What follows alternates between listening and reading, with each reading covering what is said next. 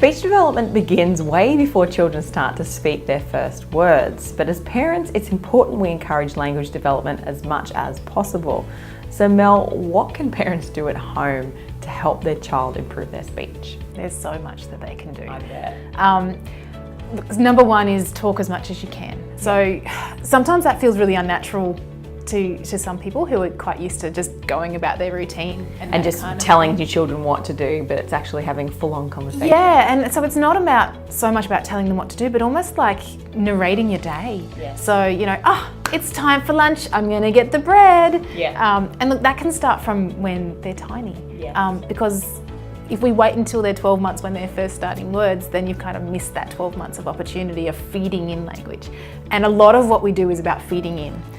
So it's not so much about testing kids or trying to drag words out of them, it's putting language in and it'll come back to you. It's kind of like a computer, it's like data. Yeah, and it's not going to come back to you. I'm going to go do a poo-poo now. Too far?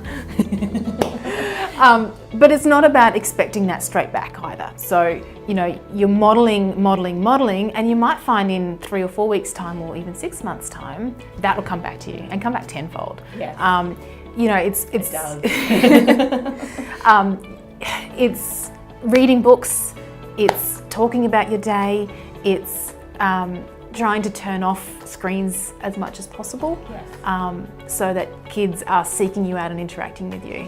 And as much as sometimes that can drive us mad, that's what they need. Yeah.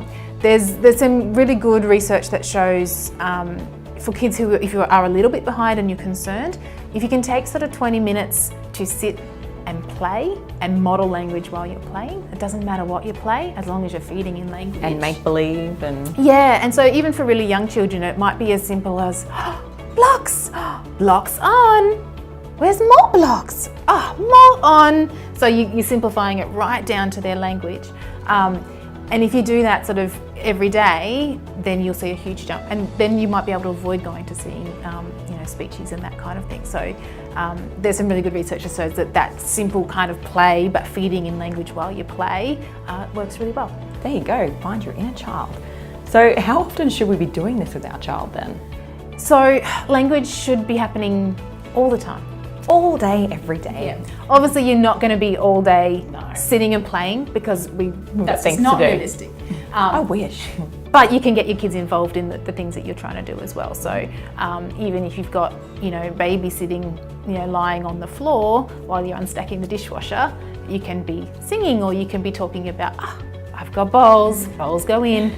This is the way we wash the dish. No. Totally. So it's not, I guess, that whole idea of that 20 minutes time should be on top of normal kind of language input throughout the day. So 20 minutes and that's all you're doing isn't enough.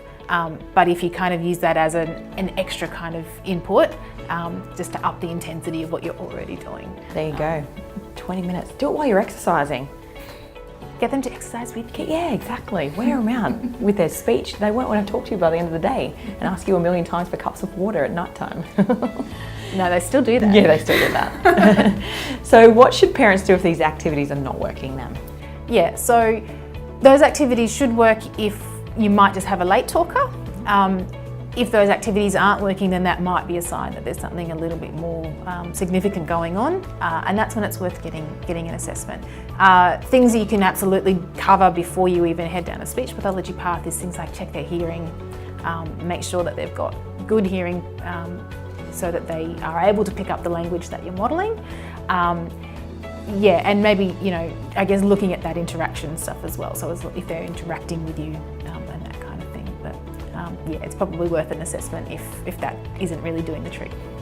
There you have it. So simple daily activities can make a world of difference in your child's development. So have fun, encourage your child, and don't stress too much. If it does concern you though, give the friendly team at Coastal Kids Speech Pathology a call. Mel and the team would love to hear from you.